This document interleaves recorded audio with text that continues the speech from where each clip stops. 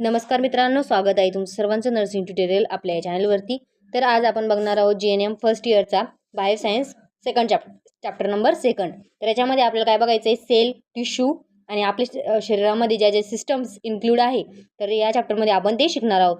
तर हे overall view मी तुम्हाला सोप्या भाषेमध्ये सांगते आणि विथ एक्सप्लेनेशन मी मोठा व्हिडिओ 20 किंवा 30 मिनिटाचा चॅनलवर अपलोड करेल।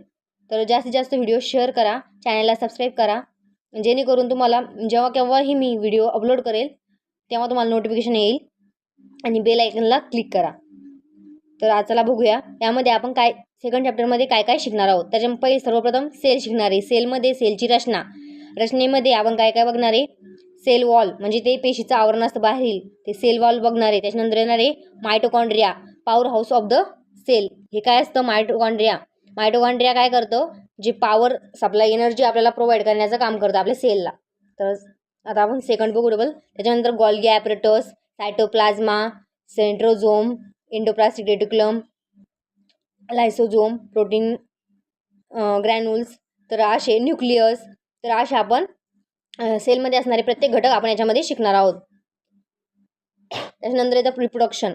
आता सेलचं रिप्रोडक्शन कसं होणार आहे, द्विभाजन पद्धत, संयोगी पद्धत, तर हे पण आपण व्यवस्थित बघू। त्याच्यानंतर आपलं पेशीचे गुणधर्म काय काय आहे, श्वसन करणे, अन्न आपलं फोटोसिंथेसिस करणे किंवा उत्सर्जन करणे, वाढ व विकास करणे, ह्या त्याचे गुणधर्म आहे। त्यानंतर प्रतिक्षिप्त क्रिया, वाहकता, आयुमर्यादा, हे पण पेशीचे गुणधर्मच आहे। त्यानंतर पेशीचे कार्य काय काय आहे, हालचाल करणे, उत्तेजिता करणे, अभिसरण करणे, श्वसन, उत्सर्जन, हे सर्व करणे इत्यादी। त्याच्यानंतर येतं आपलं पेशीजाल, टिश्यू बघणार आपण त्याबरोबर। तर टिश्यू म्हणजे काय, त्याच्यानंतर क्लासिफिकेशन ऑफ द टिश्यू म्हणजे टिश्यूचे प्रकार। त्याच्यामध्ये इपिथेलियल टिश्यू आहे, connective tissue, muscular tissue, nervous tissue, समजलं। हे 4 टिश्यूचे प्रकार आहे। त्याच्यानंतर त्याचे सब टाईप पडतात आणि प्रकार आणि त्याचे कार्य पण काय काय आहे, त्याचे उदाहरणे, हे सर्व आपण या चॅप्टरमध्ये शिकणार आहोत। तर हे बघून घ्या, सहयोगी टिश्यू, स्नायू, चेता। त्याच्यानंतर येतो आता संस्था।